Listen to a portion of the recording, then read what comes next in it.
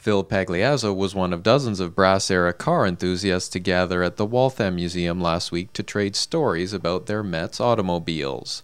Those in attendance were treated to a slideshow by museum director and Metz car expert Al Arena.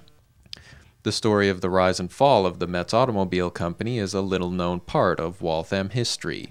Arena explained how entrepreneur Charles Metz founded the Waltham Manufacturing Company in 1893 to make bicycles, and eventually became one of the most prolific car producers east of Detroit. This 10-seated bike, called the Ori 10, weighed 350 pounds. Only one was ever made. After Metz left the company in 1901, New Blood began fabricating early cars under the Orient name, including this 1905 Orient buckboard. Although ideas for transmissions and engines back then were prolific, not every one was a winner, and the company went bankrupt in 1908. When Charles Metz returned, he created the Metz Plan car, using leftover parts from the Orient models. It was sold in a kit in 14 different sections. You would order one section, such as a frame. They would send that out to you.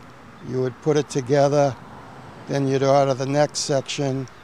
The Plan car sold well, allowing Metz to amass enough capital to launch the fully assembled Model 22 in 1912. A four-cylinder friction-drive car priced at roughly $400. Collector Eric Hartz tooled around in his father's 22 when he was only 12. He said that the car was competitive with the Ford Model T at the time.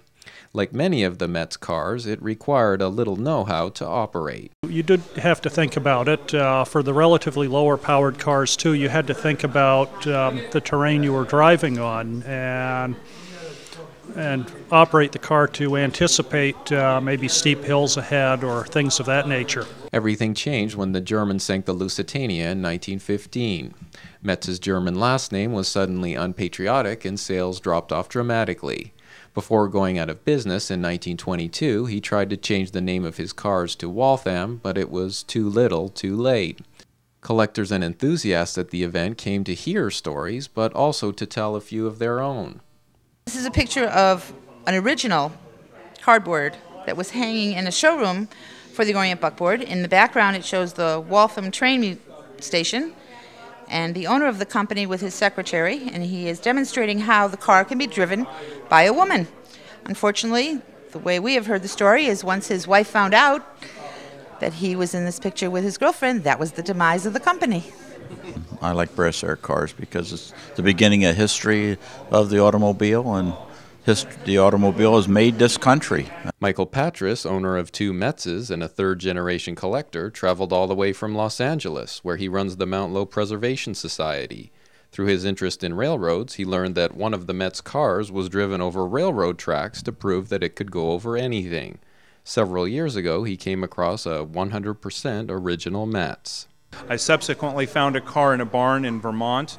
It had been parked there since 1948. It has the original paint, the original top, the original seats. Everything is original. It's an unmolested car, 9,000 original miles, and it has the original odometer, so that's how we know it, and it all still functions.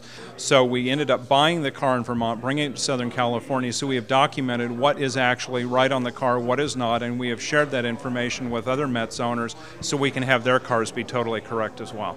Some of the collectors plan to bring their Metz cars to historic Waltham Days on July 11th. Until then, museum visitors can learn the Metz story in pictures, auto parts, and in documents. For Waltham Newswatch, this is Chris Wangler.